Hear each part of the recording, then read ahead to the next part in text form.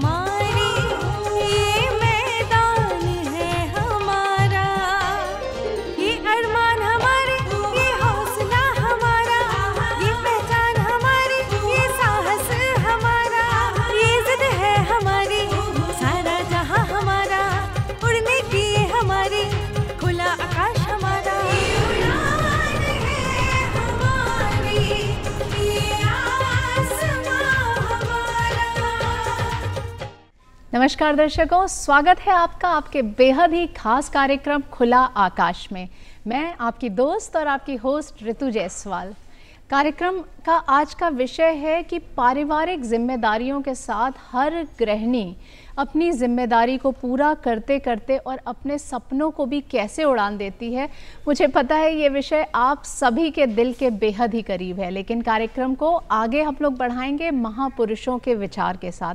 तो आइए पहले हम लोग आज का विचार जानते हैं। स्त्री पुरुष की गुलाम नहीं बल्कि सहधर्मिणी, अर्धांगिनी और मित्र है। स्त्री और पुरुष एक दूसरे के पूरक हैं। महात्मा गांधी। भारत में धर्म और संस्कृति को स्त्रियों ने ही टिकाकर रखा है। सांसारिक जीवन को स्त्रियां ही सुखमय बना सकती हैं। राष्ट्रपिता महात्मा गांधी। महात्मा गांधी जी हमेशा से महिलाओं के बड़े ही प्रेरणा स्रोत विचार उन्होंने दिया है और विचार उनके सुन के मन वाकई बहुत प्रफुल्लित हो जाता है। और मन आपका और भी प्रफुल्लित हो, इसके लिए सबसे पहले हम लोग ईश्वर को याद करते हैं और आज एक प्यारा सा भजन सुनते हैं, क्योंकि आगे हरियाली तीज भी आ रही है। तो ये भजन जो हम लोग आपको सुनाने जा रहे हैं वो रोशन कुमारी जी की आवाज़ में है और बहुत ही प्यारा सा भजन है। आइए पहले उसका आनंद लेते हैं। प्रभु जी मेरो अवगुण चित न धरो, प्रभु जी मेरो अवगुण चित न धरो, समदर्शी प्रभु नाम तिहारो, समदर्शी प्रभु नाम तिहारो, चाहे तो पार करो मेरो अवगुण चित न धरो, प्रभु जी मेरो अवगुण चित न धरो।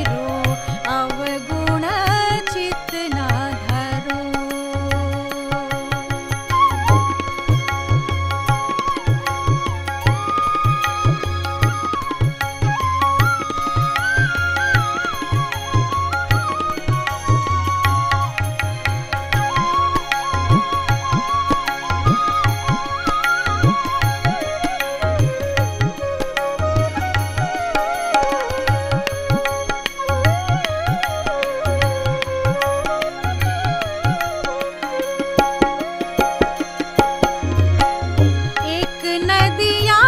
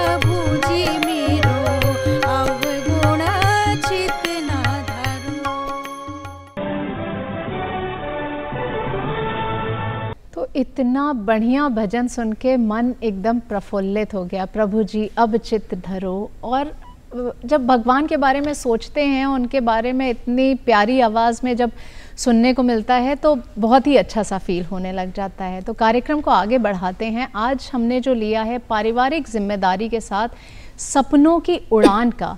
जब बच्चा बोलना शुरू करता है ना, तब से ही सब लोग उससे जब बात करते हैं तो पूछते हैं कि बड़े होके क्या बनोगे, तो बच्चा बताता है कि बड़े होके मैं डॉक्टर बनूंगा, इंजीनियर बनूंगा। किसी भी लड़की से तब ये नहीं आइडेंटिफाई किया जाता है कि लड़की है तो इससे ना पूछा जाए और लड़का है तो इससे पूछा जाए। तो सपने हैं, सबको देखने का अधिकार है।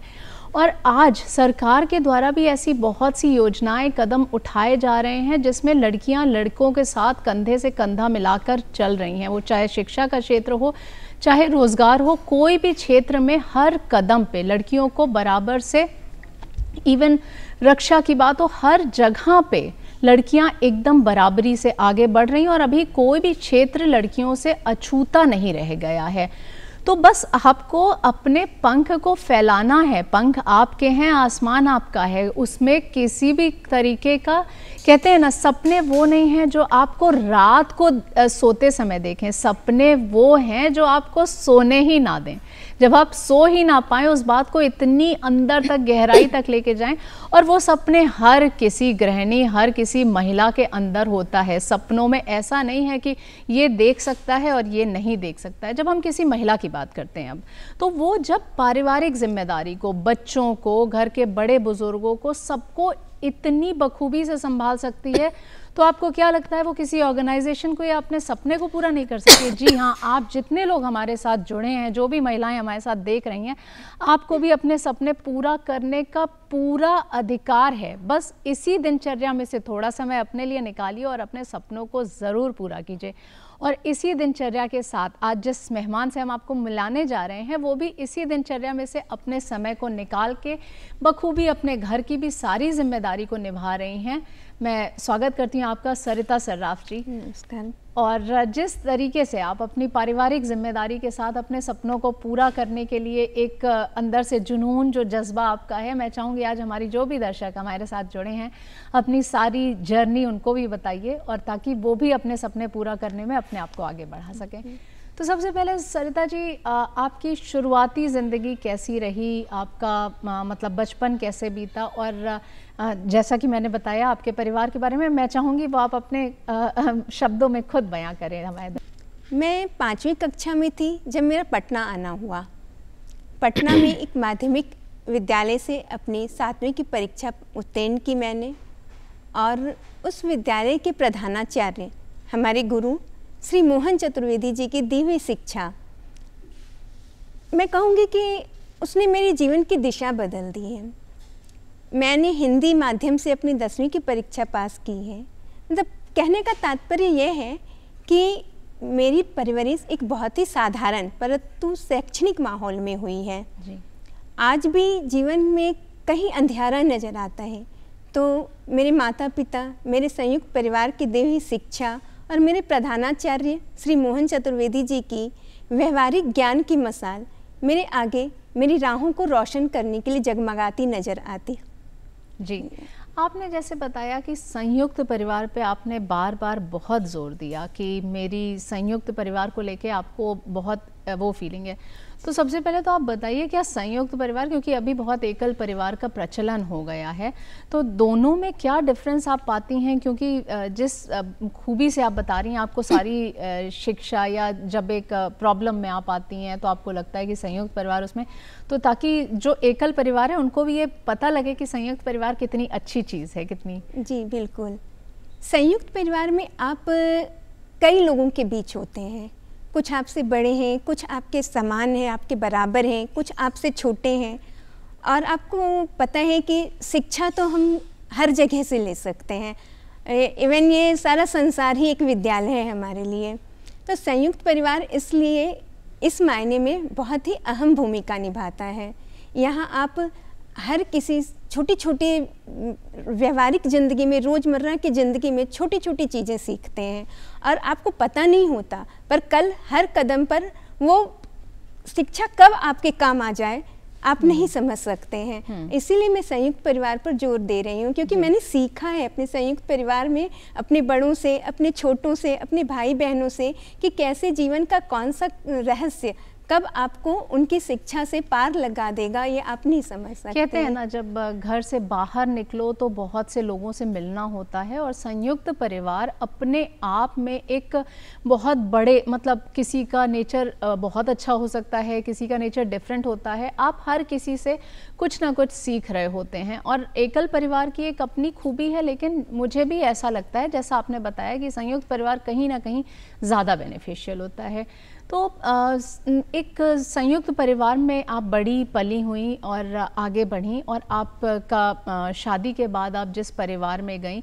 शादी के बाद बहुत सी जिम्मेदारियां ऐसी आ जाती हैं जिसको साथ में पूरा करना, और उसके साथ सपनों को भी अपने, मतलब जो भी हमने एक सोचा हो कि हमें आगे क्या करना है, उन दोनों के बीच में एक ब्रिज बना पाना कहा जाए, वो कैसे संभव हो सकता है किसी भी गृहिणी के लिए?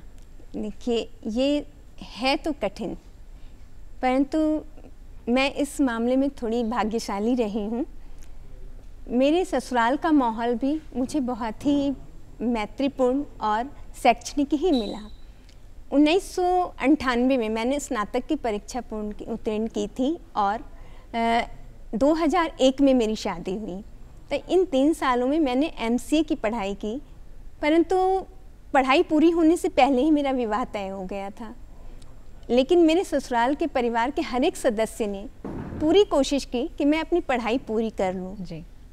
पर जब मैं शादी होकर यहाँ आई, अपने ससुराल आई, मैं अकेली बहू थी, और मेरी सासू माँ की तबीयत अच्छी नहीं रहती थी। तो उस समय मेरे अंदर बस यही विचार आया कि सपने तो कभी भी पूरे किए जा सकते हैं, पर आज मेरे परिवार को मेरी आवश्यकता है, और उन जिम्मेदारियों ने मुझे मेरा नया सपना दिया। और उस दिन मुझे एहसास हुआ कि नहीं, मेरी प्राथमिकता मेरा परिवार है, और आज यही मेरा सपना है। और बस मैंने उस दिन से उसे ही, अपने परिवार को, अपनी जिम्मेदारियों को अपना सपना मान लिया था। ये आपने बहुत अच्छी तरीके से बताया कि आपने अपने परिवार की जिम्मेदारी को एक सपना मान लिया, क्योंकि देखा जाए तो ज़िंदगी बहुत बड़ी है, और सपने पूरा करने के लिए, वो कहते हैं ना कि अभी जब 20 के हो गए तो कर सकते हैं, 22 के हो गए तो कर सकते हैं, 40-50 नहीं। मुझे ऐसा लगता है जिस भी टाइम में आप जागें तभी सवेरा है। तो प्रमिला जी, एक चीज़, सरिता जी, एक चीज़ ये आपने बताई थी कि परिवार की जिम्मेदारी, लेकिन कोई एक जुनून आपके अंदर डेफिनेटली, मतलब कुछ तो हर बच्चे में, मैंने जैसे कहा ना कि रहता है, तो वो क्या जुनून था जो आपको सच में सोने नहीं देता है? सही बताऊं तो मैंने बचपन से ही अपने पिताजी को अध्ययन करते हुए देखा, और मेरी माताजी की भी छोटी छोटी बातों में शिक्षा छुपी होती थी। मुझे उनकी एक कहावत याद है, जब हम लोग छोटे थे, वो कहा करती थी, मन के मते न चालिए, मन सा बैरी न कोय, मन करे सो दुश्मन करे, ऐसी करे न कोय। और उनकी ये शिक्षा मुझे लगता है कि हर एक इंसान को अपनानी चाहिए। सचमुच जब हम मन के अधीन होते हैं तो हमारे व्यक्तित्व का विकास रुक जाता है, और जब हम मन पे विजय पा लेते हैं तो हम सफलता की ऊंचाइयों को आराम से छू सकते हैं। तो बस यही एक चीज़ थी जिसने मेरे अंदर अध्यापन का जुनून पैदा किया। जब मैं अपने बच्चों को पढ़ाती थी तो मुझे एक अद्भुत शांति और संतुष्टि मिलती थी, और तभी मैंने ये जाना कि अध्यापन मुझे पसंद है, और जीवन ने कभी मौका दिया तो मैं इसी कार्य में आगे जाना चाहूँगी। अच्छा, तो ये आपने बताया कि अध्यापन, मतलब आगे आप इसमें कुछ करना चाह रही हैं, और सारी चीज़ें हैं। आप जिस तरीके से हमारे दर्शकों को अपनी जर्नी बता रही हैं, वो मैं डेफिनेटली कहूँगी जो भी महिलाएं हमारे साथ जुड़ी हुई हैं, देख रही हैं, वो भी अपने सपनों को भरपूर उड़ान दें। आकाश आपका है, ये खुला आकाश आपका है, ये कार्यक्रम ही आपका है। तो सबसे पहले ये, जैसे आपने बताया कि आपकी मदर इन लॉ की तबीयत ख़राब हुई, फिर बच्चों को पढ़ाना, एक घर संभालना किसी ऑर्गेनाइजेशन संभालने जैसा होता है, उसके बीच से समय निकाल पाना, तो इन सब को आप, मैं जानती हूँ कि बहुत बखूबी मैनेज कर पा रही हैं, क्योंकि जो और लोग भी देख रहे हैं, इसमें आपकी सबसे बड़ी चुनौती क्या रही, इसमें से अपने लिए समय निकाल पाना, और उसको आपने कैसे पूरा किया? क्योंकि चुनौती जान लेना ही बड़ा नहीं है। अभी हमारे साथ जो महिलाएं हैं, पक्का मैं कह रही हूँ, उन लोगों को सबको फील आ रहा होगा कि अब तो मुझे भी कुछ करना है। तो आप प्लीज़ वो बताएं, उस चुनौती को कैसे पार किया आपने? देखिए, जीवन में चुनौतियाँ तो हर कदम पर हैं, और एक पारिवारिक जिम्मेदारी निभाते हुए अपने सपनों को पूरा करना सच में एक बहुत बड़ी चुनौती है। परंतु मैं फिर कहूँगी कि मैं भाग्यशाली हूँ कि मुझे अपने परिवार का सकारात्मक सहयोग मिला है, और इस सहयोग के साथ जो चुनौती है जिसका हमें सामना करना होता है, सबसे पहली आवश्यकता है आपका आत्मविश्वास। और आपके आत्मविश्वास को बनाए रखने के लिए पारिवारिक सहयोग बहुत बड़ी भूमिका निभाता है।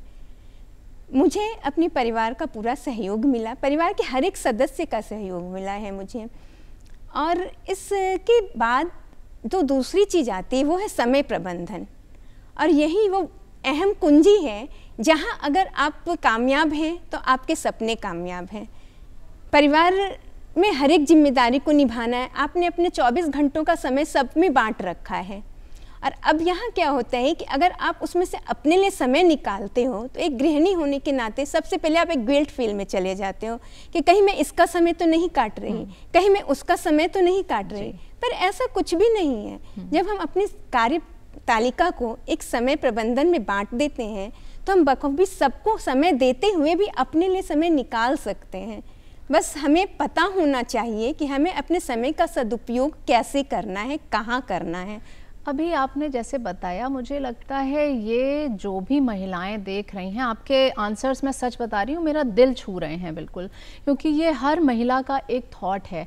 समय प्रबंधन करते समय हम लोग सोचते हैं कि सुबह इनके लिए ये करना है। एक सिंपल सा एग्जांपल मैं दे रही हूँ कि सपोज़ किसी के लिए कहा जाता है कि इनको ये खिलाना है, चाहे वो बच्चे हों या घर के बड़े बुजुर्ग हों या आपके हस्बैंड हों, तो आप उनके लिए पूरी शिद्दत से किचन में लग जाती है, भाई उसको ये खिलाना है। लेकिन जहाँ बात आती है कि अपने लिए कुछ करना है तो वो लास्ट प्रायोरिटी बन जाती है। तो ये कितना उचित होगा कि उस समय प्रबंधन में अपने लिए अगर हम 2 घंटे निकालते हैं, तो बहुत सी महिलाएं गिल्ट में जाती हैं, नहीं नहीं मैं तो बच्चे के लिए नहीं सही कर रही हूँ, नहीं मैं तो अपने इन लॉज के लिए नहीं सही कर रही हूँ, नहीं नहीं अभी तो मेरे हस्बैंड। तो ये कितना उचित होगा ताकि हमारी जो भी दर्शक हैं उनको एक सही ज्ञान मिल पाए, क्योंकि आपका जीवन भी आपको एक बार मिला है, दोबारा अगले जन्म में आपको कहाँ जाना है, क्या करना है, अपने लिए कितना सोचना ज़रूरी है, वो ज़रूर बताइए। देखिए, आपसे मैं इस सवाल का जवाब देने से पहले खुद एक सवाल पूछना चाहती हूँ। बिल्कुल। आप प्रसन्नचित्त होकर किसी कार्य को करते हैं और आप कुंठित होकर किसी कार्य को करते हैं, क्या आप उन दोनों का अंतर बता सकती हैं?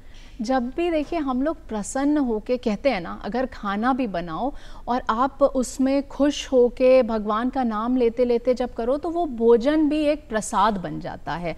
और कुंठित मन से अगर कहते हैं ना कि अगर मेड भी खाना बना रही है और वो अंदर से दुखी है एकदम, मतलब वो हाउस हेल्प को भी हम लोग को इतना वो नहीं कर देना चाहिए, क्योंकि वो सारा वाइब्स एक खाने में भी जाता है। तो इसलिए डेफिनेटली आपका जो प्रश्न है मुझे बड़ा अच्छा लगा, ये सवाल आपने पूछा। किसी भी कार्य को, चाहे वो परवरिश हो या बड़े बूढ़ों की सेवा हो या हस्बैंड के साथ बैठना हो या किसी भी कार्य को प्रसन्न चित्त मन से बहुत ज़्यादा बेहतर तरीके से किया जा सकता है। तो एक गृहिणी के असमंजस का जवाब भी आपके इस जवाब में ही है। हम जब तक खुद को खुश नहीं रखेंगे, खुद को संतुष्ट नहीं रखेंगे, तो हम कैसे अपने परिवार को, उसके माहौल को, उसके लोगों को खुश रख सकते हैं, उसकी देखभाल कर सकते हैं? तो ज़रूरी है, प्राथमिकता है स्वयं को संतुष्ट रखना, स्वयं को खुश रखना।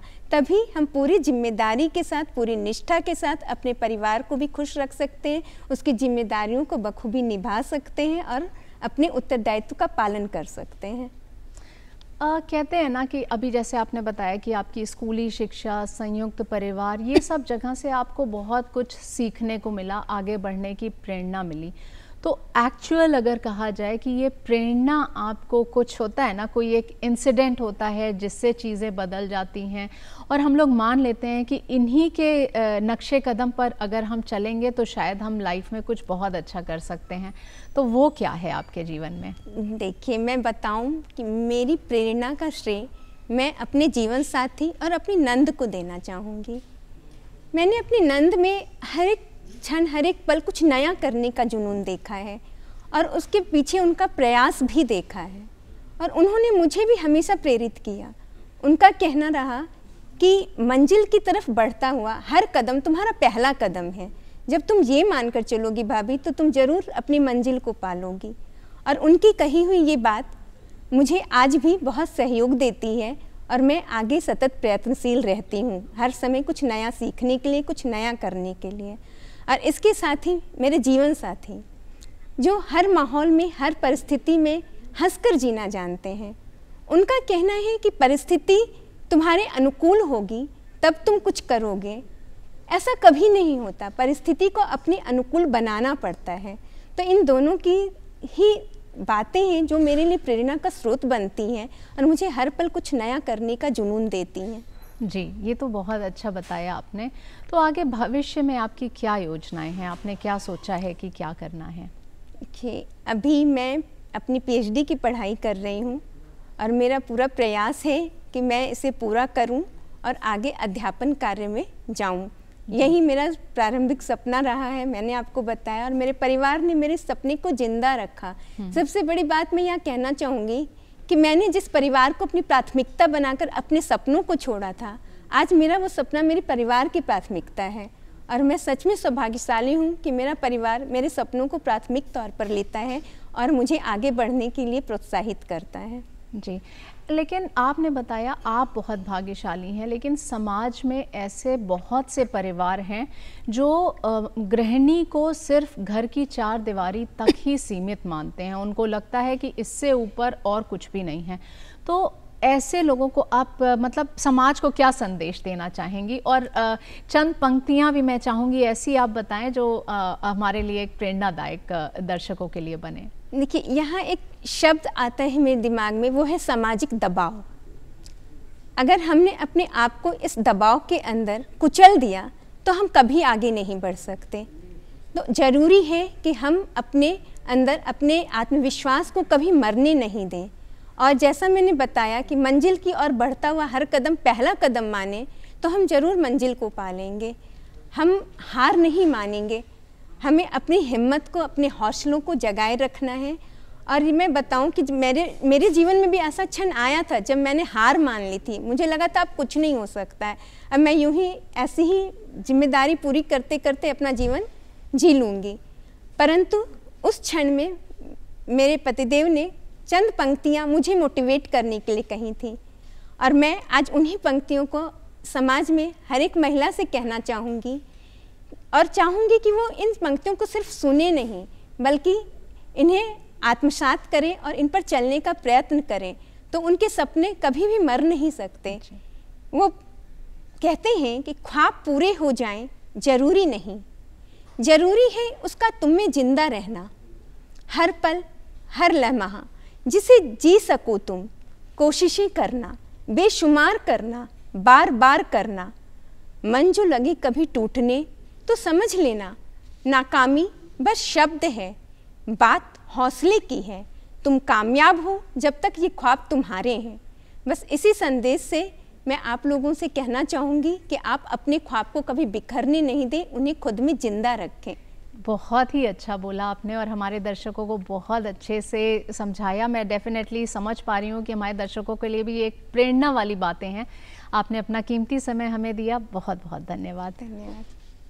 तो दर्शकों, आज हमने जाना कि हमें अपने सपनों को उड़ान देने के लिए किसी से भी पूछने की ज़रूरत नहीं है।